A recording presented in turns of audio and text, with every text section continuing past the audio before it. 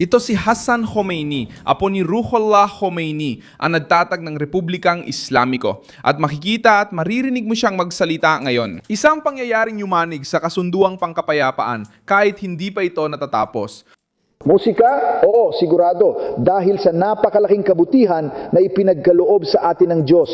Kahit na sa totoo lang, hindi naman tayo karapat-dapat o nararapat sa ganoong biyaya. Dalisay na dugo ang nabuhos. At ilang mga pangalan ang binibigkas ng ating mga labi musika. Marahil ito ay isang kabutihan at musika. Isang biyayang nagmula sa Kanya. Ang resulta nito ay dumating sa atin. Habang kasama kita, ang oras ay nasa aking panig, ang kabutihan at walang hanggang sigla ay nasa akin. Kaya ito ang naging bunga nito. Kung gusto mo mapanatili ito, kailangan mo talaga ng mga alitang walang bunga. Nabunga ng mga kahulugan mo yun. Tigilan na yan. Musika. Pangalawa, habang mas susumikap tayo mula ngayon, sisimulan natin ang dakilang jihad na yon. Lahat ng 39 na araw na yon, ayon sa propeta, ay ang maliit na jihad. Musika. Simula ngayon, ito na ang dakilang jihad. Para mapanatili ang tagumpay, kailangan nating simulan ito sa ating sarili. Musika. Mas magiging mapagpakumbaba tayo sa harap ng iba. Musika. Kaya habang mas nagsusumikap tayo, mas magiging malinaw at kitang-kita na sa loob ng 39 na araw na ito, ang kakayahan ng bansa ay mas higit pa kaysa sa resulta na nakuha natin mula rito. Musika. Dapat tayong magsagawa ng ganap na pagkubkob sa pamamagitan ng dagat. Ginoong Ministro, bago ang pagpupulong, sinabi ng marami na kaya nating lagpasan ng hamon sa bagong estratehiya. Musika. Ang estratehikong pag-uugali ng mga Amerikano ay kayang magpabagsak sa malalaking higante ng mundo. Mas malaki ang kakayahan ng Islamikong Republika at sambayanang Iranian kaysa sa nakukuha natin mula sa grupong ito. Musika, musika, musika. Ang pahayag ay ginawa sa Iran sa pagpupulong kasama ang mga opisyal ng Ministeryo ng Jihad sa Agrikultura. Ngunit ang politikal na mensahe ay hindi tungkol sa agrikultura. Dumating ito habang sinusubukan ni Trump na itali ang rehime ng Iran sa isang kasunduan at pigilan ng Tehran na ipalabas ang pangkatalo bilang tagumpay.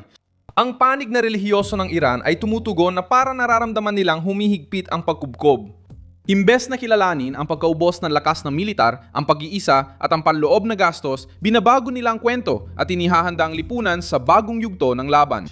Hindi ito formal na deklarasyon ng digmaan, pero isa itong matinding ideologikal na mensahe laban sa Israel, Estados Unidos at anumang tunay na konsesyon. Kapag nagsalita ang isang simbolikong tao ng rehimen tungkol sa mas malaking jihad matapos ang digmaan, mapapaisip ang lahat. Ano ang inihahanda ng Tehran? Bakit ngayon lumabas ang pahayag? Paano tutugon sina Trump at Israel sa bagong relihiyosong mensaheng ito? Ikukwento ko sa iyo ang lahat ng iyan. Kung gusto mo ng diretsong content, mag-subscribe ka na dahil araw-araw may ganitong video.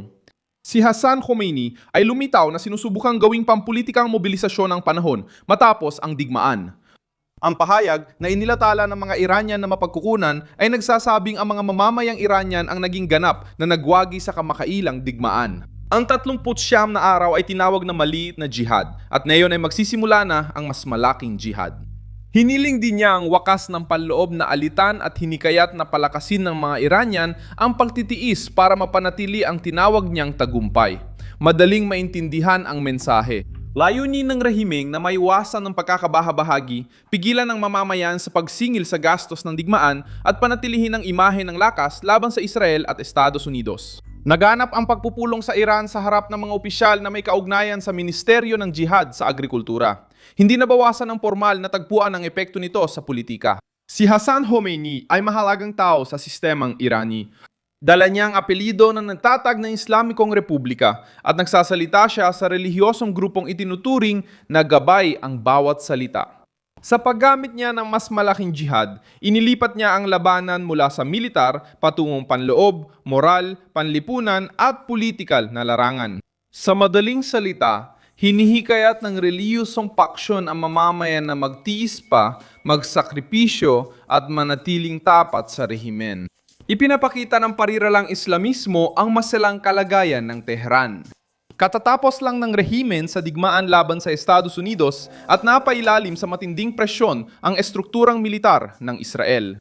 Nakita nilang naging sentro ng krisis ang kipot ng Hormuz at ngayon ay kailangang harapin ang kasunduang pinangunahan ni Trump sa ilalim ng matinding internasyonal na pagmamasid. Sinisikap sabihin ng pamahala ang Iranian na nanindigan ito at sinisikap sabihin ng relihiyosong paksyon na sila ang nagwagi. Pero mismong Tehran sa panawagan ay nagpapakita na alam ng rehimen na hindi pa talaga natatapos ang digmaan sa loob ng lipunang Iranian. Ang susunod na laban ay para sa panloob na pagsunod.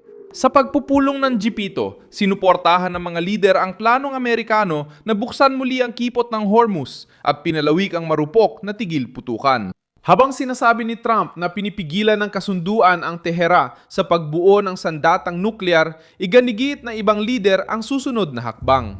Dahil sa gobyerno, may mga delikadong punto sa memorandum na hindi na isusulat, kaya sinusubukan ng rehimen ng Iran na magpalugit sa puwang na yon. Tugma ang pahayag ni Hassan Khomeini sa galaw na ito. Nakikipagnegosasyon ang Tehran sa labas, habang sa loob ay tinatawag nilang paglaban para sa panlabas na publiko. Tinalakay ang kasunduan, tigil putukan, pagbubukas ng Hormuz para sa sariling base, jihad, tagumpay at sakripisyo. Ang ganitong dubleng mukha ang siyang ikinababahala ng Israel at ng mga kaalyado ni Trump.